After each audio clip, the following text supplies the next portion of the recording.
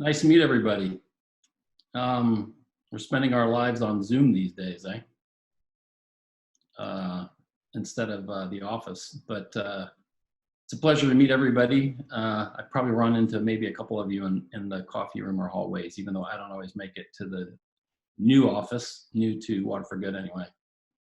So pleasure to meet everybody. So I'm gonna quickly talk about Water for Good, and I'm going to run you through some slides, but so let me share screen. And before I get into the slides, I'm gonna tell you a little bit more about how I got connected with this organization, because I think it might make it a little more interesting. So everybody should see a splash screen that says Water for Good. Okay, so Water for Good's in Indiana, 501c3 nonprofit. I ran into it back in, I think it was 2008 or 2009. So I was at the Center on Philanthropy doing my PhD now at the School of Philanthropy at Indiana University downtown here in Indy. And I've worked in nonprofits most of my life, mostly Africa focused. I'm originally from Indianapolis, born here, but as a missionary kid raised in French West Africa. So that explains the connection to Africa. And it just so happens that during my lifetime, it's almost like Americans discovered the continent of Africa. Europeans had been going there for quite a while, but somewhat new to Americans. So what do Americans do when they discover a place? They start all kinds of things. So suddenly there were all these organizations starting to do all sorts of things in Africa. So my career has essentially surfed that wave. So it's mostly been involved with startup and turnaround, because a lot of Americans were starting things in Africa and needed help doing that, which I would do. Or after an initiative had been going for a while, if there were problems, then I would get involved to sort out those problems and bring solutions. So that's really been the bulk of my career to date, and I'm still doing it. One of the interesting things I was able to get involved in is was called H2O Africa. It's now called water.org. So I was the launch executive director of Matt Damon's water charity. And what that really means was the first year I did research on water in Africa. I didn't know much about it when we started H2O Africa, which merged with an organization in Kansas City called Water Partners to create water.org. And anyway, so that was a launch executive director's job. So I found everything I could about water in Africa, and I was quickly somewhere between horrified and disgusted. I found out that we had been, organizations had been putting water utilities and water infrastructure all across the continent, and that most of it was, or too big of a percentage of it was breaking down. Nobody really knew, but the estimates that were being admitted were somewhere around half of it was broken. Well, that shouldn't be a surprise, since time to failure on a mechanical pump in sub-Saharan Africa is 18 months. So, when you're new to something, you just kind of scratch your head. You're like, so we installed all this water infrastructure knowing that it would break, or we didn't know it would break. Either way, it's not really cool. So, but one organization stood out. And obviously, when you're working with Matt Damon, there's plenty of money. So the issue was really, how do you spend this money with organizations that actually focused on sustainability? And there was this little organization out of Warsaw, Indiana, that stood out because they had a maintenance program. They had built a structured program to do after service repair. And I was like, that's just weird. That's amazing. And I was sitting in Indianapolis at my office at the School of Philanthropy and found out about this thing, because I was actually looking for some photos to put on the H2O Africa website or something like that.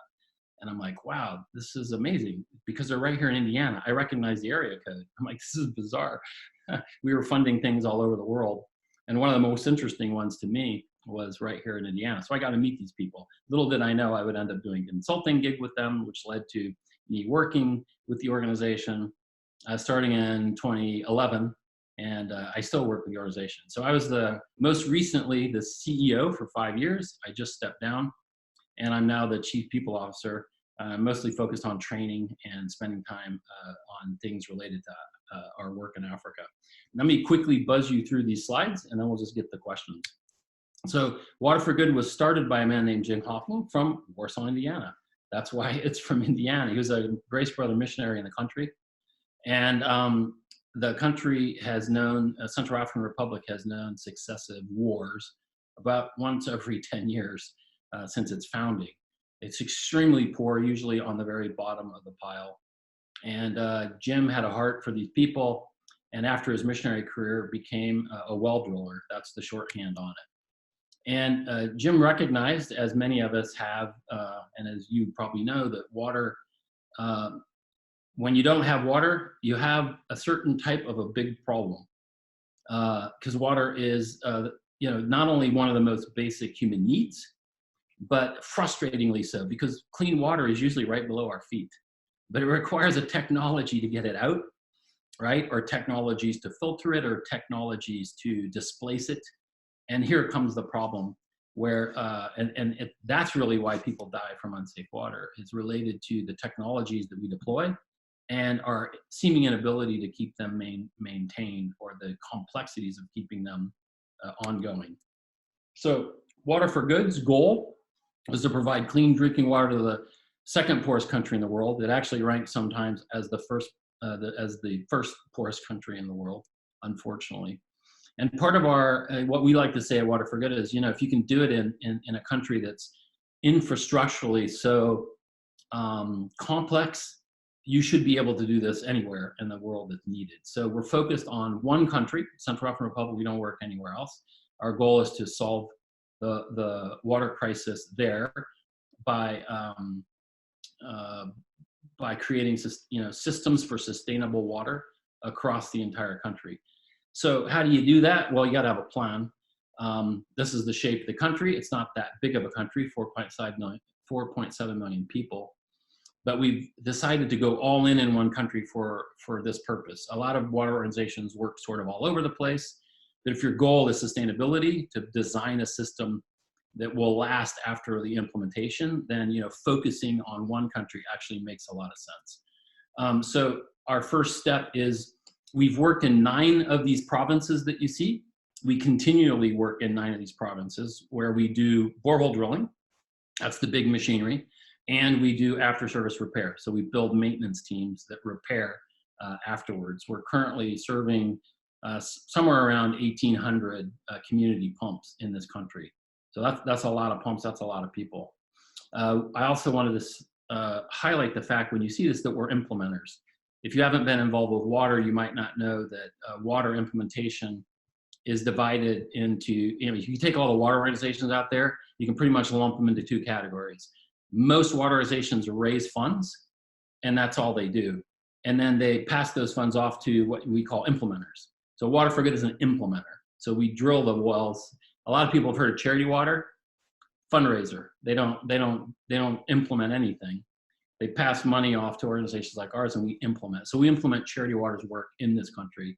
And just so you know how it works. So when I say infrastructure, I mean building the infrastructure. And when I say maintenance crews, I'm talking about people that have tools and that are trained and have a professionalized service for maintenance. So if you're going to build a system, you build that system in one part of a country, and then you move it across province by province, which is what we've been doing.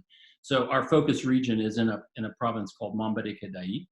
And our goal is then to scale that to the other 9 provinces where we work, as well as then to the rest of the country, which gets more and more, less and less populated as you move to the north and east. We build locally owned and operated water businesses. That's the long-term goal. So our goal is to spin these maintenance teams out of the NGO into locally owned businesses for the sustainability of maintenance services. And then that requires, obviously, training locals on water sustainability, sanitations, and other related function. And encourage communities to be part of the resource generation that's required. They resell water in Africa. In Central African Republic, not across Africa, but in this country they do. And they use some of those fees to pay part of this, the fund, what it costs to provide this service. People always ask us, how much does this stuff cost? So the final slide here is shows you that for $5 in our, that's basically our total cost divided by how many people we serve regularly through sustainable water, and that totals up to $5. If you're interested, go to our website. There are many ways to engage. And now on to questions. Well, fantastic. Thank you for that. I don't want to ask the first questions. So I see Robin's got her hand raised, and so go for it. So Rich, you guys are actually helping start businesses in Africa that do the maintenance, or do they do the implementation too? And then you guys, you do have an ownership in those, or those are independently? Explain that a little bit more and how you're employing Africans. So that's the future state of that's where we're headed. That's the goal. Right now, we took the drilling operation and spun off a locally owned and operated business. So there's a Central African drilling business that we now partner with. We still have our own equipment as well. And part of that is a mitigation strategy because it's a very, complex emergency country. So if that goes down, we can still keep providing. But that business is spun off and locally owned by the guy who actually used to do all of our borehole drilling. A phenomenal person. And then the goal then is on the maintenance teams right now, they you can think of them almost as their own little businesses, but they live inside of the NGO for a variety of reasons. And then the goal then would be to, when as possible, spin those off as regional maintenance businesses. Right now we're focused on, if you think about the way an after service business would work, you got to have a lot of pumps clustered in one area to make a business model, for maintenance to work. So we're still engaged in clustering enough water in one area to create a market essentially for after service repair. And then we're experimenting with a variety of different projects that will help us learn what we need to learn to competently spin off these businesses. We don't want to do it too fast and have them crash because it requires a genuine market. And nobody does this in emergency countries. Everybody's focused on relief, so it's a little weird to be doing this in Central African Republic. But we think it's super important for that reason.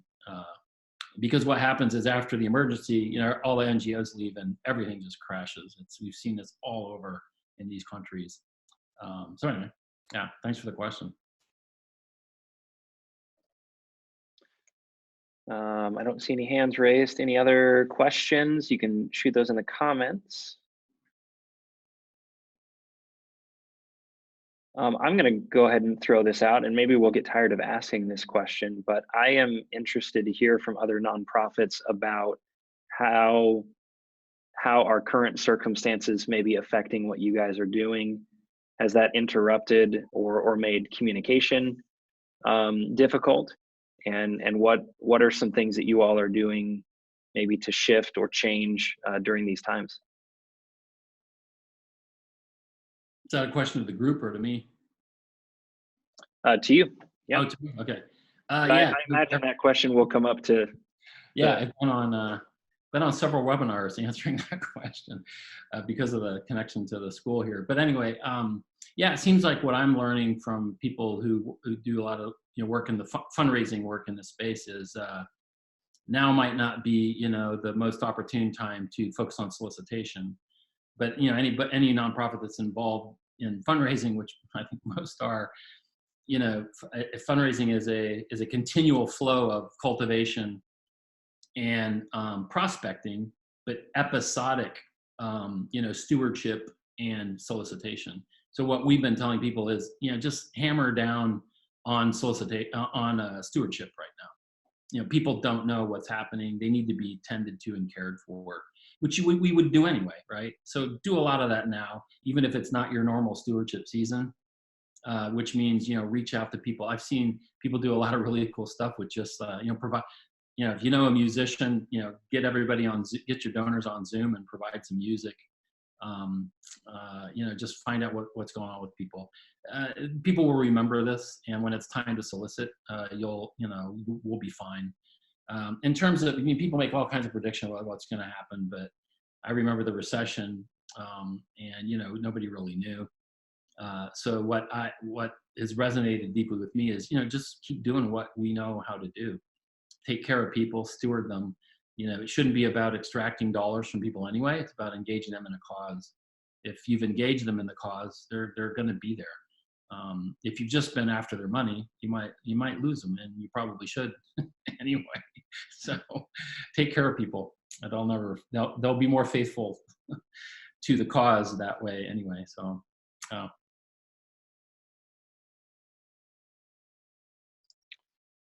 Well, we've still got a couple more minutes. I've got a couple more questions, but I don't want to be the question guy. It's better than silence, no? That depends. You haven't known me very long. Oh, yeah, okay.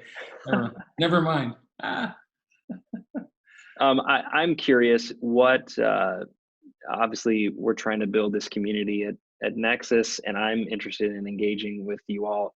Are there things that we can do as our community here specifically to help you?